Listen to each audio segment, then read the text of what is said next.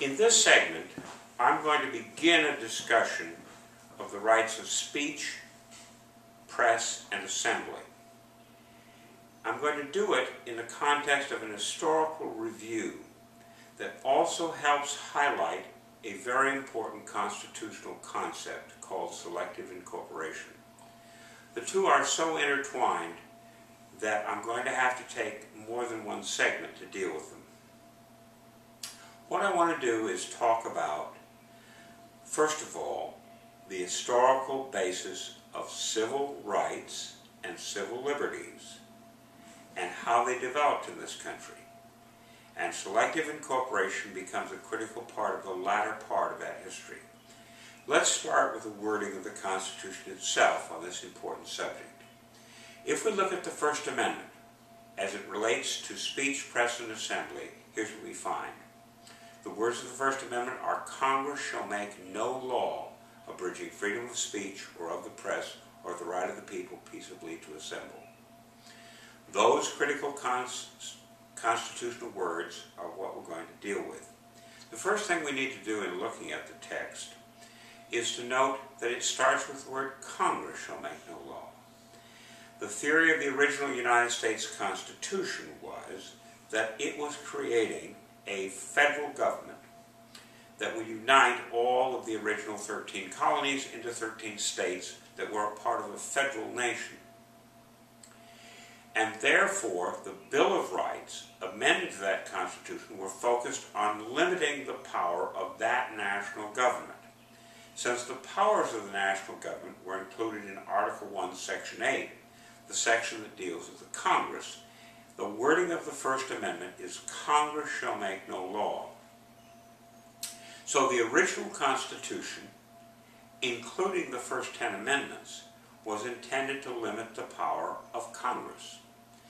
It only served as a Bill of Rights of individual citizens and of the states in which they lived against that federal government, that national government. A very important case serves to highlight this. That important case was the case of Barron versus Baltimore. Mr. Barron owned a wharf in the city of Baltimore. As the owner of that, he had a property right. And that property right, in many senses, was protected. It was protected against the United States government taking his wharf away from him, or damaging his wharf in such a way that he could no longer use it as a business.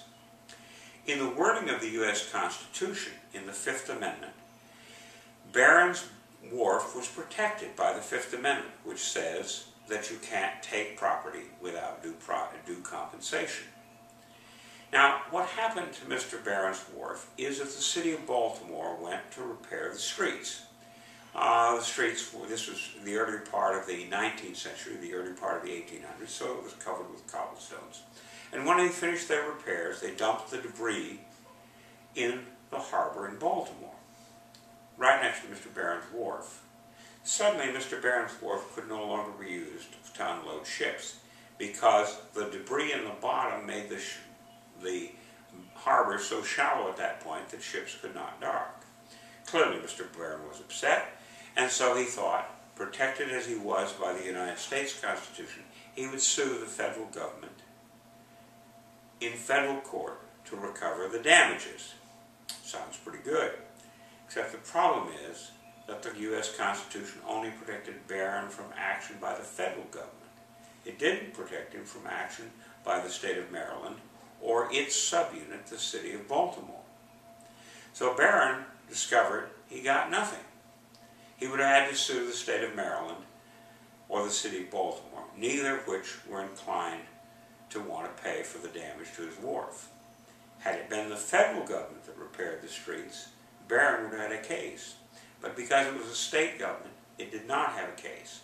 And this was all in the early part of the 19th century, of the 1800s. Now, I mention this case only to highlight the very limited nature of the original Bill of Rights. They only protected citizens, if at all, from actions of the federal government against them. So if we look at the language, Congress shall make no law abridging freedom of speech or of the press or the right of people peaceably to assemble, we were saying that the federal government couldn't act. Freedom of speech was a very limited right. The federal government couldn't do anything, but state governments could and did often restrict rights, unless these rights were protected by their own constitution. Now, in some states, particularly northern states, everyone had the right to freedom of speech or of the press or the right of the people peaceably to assemble, because those words or similar words were included in the state constitution. But if you looked at the southern states that had slavery, or indeed any of the southern or border states that had slavery, they were not going to grant the right of free speech, press, or assembly, or any of the other rights in the Bill of Rights to those who were slaves. The slaves were slaves. They were not free people entitled to any of the protections. So we could not say for the first 90 years roughly of American history that free speech applied to everyone. It didn't. It didn't, above all, apply to any slaves. And indeed, other protections in the Bill of Rights did not apply in northern states unless those states had provisions in their constitution protecting individuals. A good way to look at this is to look at the single federal act there was prior to the Civil War that was an act of the federal government restricting speech. This was known as the Alien and Sedition Acts. They were a pair of acts passed in the administration of John Adams, the second President of the United States. They were acts that aimed at limiting the ability of people to protect themselves against criminal libel. Free speech is always limited by the fact that if you use the speech to damage someone else, it's not free speech. It's an action against another person. It's defaming them. And one of the protections has been criminal liability, the fact that people could be locked up for defaming another person. In the administration of John Adams, the criticisms against Adams were difficult. They were often very vile. Indeed, the press of that age was vile. So the supporters of John Adams in the Congress, members of what we now call the Federalist Party, decided to pass an act to protect John Adams and themselves, members of Congress, against the kinds of newspaper attacks, and to protect them by making it criminally liable to defame these people. Now, when they passed the act, they thought they were acting properly under the legal concept of free speech in that age. That concept, brought over from Great Britain, rested on the commentaries of Blackstone, which had defined free speech, free press, free expression generally, as being protected by no prior restraint. The framers of the Alien and Sedition Act said, well, we're not having a prior restraint. We're letting any newspaper publish anything it wants to. It's just that in the course of their carrying out their right, for which we have no prior restraint, if they abuse someone, they can be found guilty of criminal libel. Now, the act passed by the Federalists protected the President of the United States, the Supreme Court, the members of Congress. It oddly omitted the office of Vice President. The office of Vice President at the time was held by Thomas Jefferson, who had already been aligned with a party that came to be called the Democratic Republican Party. So they had an edge to their act, and it was not left unrecognized by Thomas Jefferson and his supporters, who used the issue of the Alien and Sedition Acts against Adams in the presidential election of 1800, which Adams lost. I'm not saying he lost just because of the Alien and Sedition Acts, but I am saying that's one of the issues raised against him. Now, I mention this because it's important to recognize that the federal government often did not act against speech or press or assembly. It often left all of those protections or all of those enforcements to the individual states. So the Alien and Sedition Acts are the only act that I'm aware of that significantly limited speech, press, or assembly prior to the Civil War. And incidentally, the Alien and Sedition Acts were repealed by the Democratic Republicans, who felt that criminal liable was an excessive way of trying to protect free speech. After the Alien Sedition Acts were passed and then repealed, no further attempts on the part of the federal government took place. But we still had the state governments, and the state governments, as I pointed out, certainly did not provide any protections under the Bill of Rights to any of their citizens. So citizens were left unprotected from actions by their state governments or actions by city and county governments. After the Civil War, the first constitutional amendment following the Civil War was the 13th Amendment, which banned slavery throughout the country. Clearly and unequivocally, the issue of slavery was ended by the 13th Amendment. But that left the status of citizens of the United States in doubt, particularly those citizens who had once been slaves. Were they fully citizens or not? Well, if the logic of the Constitution up to that point were followed, individual states could proceed against their citizens, not by enslaving them, but by treating them as second, third, or fourth-class citizens, because states had no requirement like the Bill of Rights. So how could you make the Bill of Rights apply to all citizens, including those who'd formerly been slaves? That required the 14th Amendment. The 14th Amendment is a highly important amendment, and its first section is especially important for this issue. Let me read that 14th Amendment to you. The 14th Amendment, section number 1, is lengthy, but it has a set of important principles.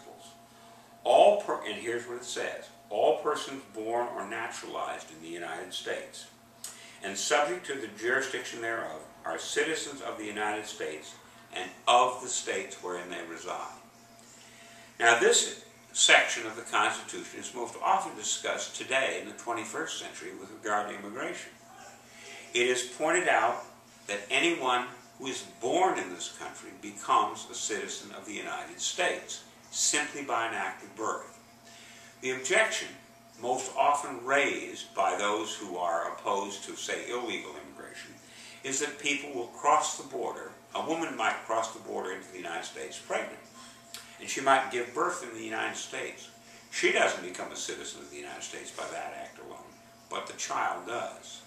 And eventually, in order to prevent separating children from parents, those parents often have a fast track to legal immigration in the United States, even if they entered illegally. Some people talk about this as though it's a matter of federal law. No, it's not a matter of federal law, it's a matter of constitutional law. They are fully protected. It leads to some odd cases, and some of those oddest cases under this 14th Amendment are, one of the oddest cases involved the recent war in Afghanistan. The United States forces stopped people, arrested people, found them not as prisoners of war, but as enemy combatants.